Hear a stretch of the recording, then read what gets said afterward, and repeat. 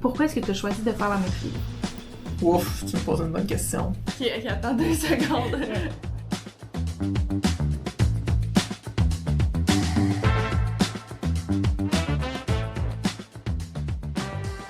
Que la maîtrise est divisée en 4 piliers. Donc, on a de la gestion, on a de la recherche, on a de l'enseignement, puis on a des soins pharmaceutiques.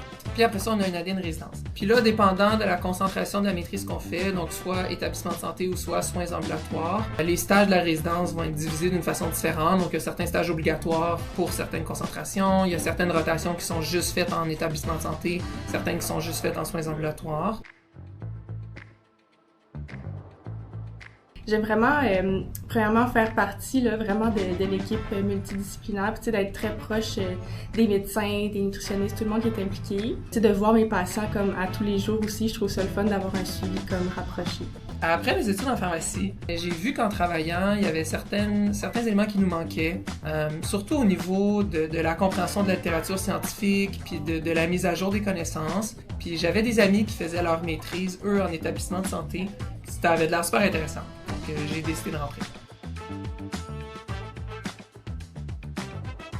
Avec l'option établissement de santé, il y a quand même des stages qui sont obligatoires. Par exemple, oncologie, ça peut être autant clinique externe que sur les étages. Il y a médecine interne ou tout ce qui tourne autour de médecine interne. Là, ça peut être pédiatrie, gériatrie. On a aussi comme 2 mois de projet. On a 1 mois de distribution à faire en hôpital.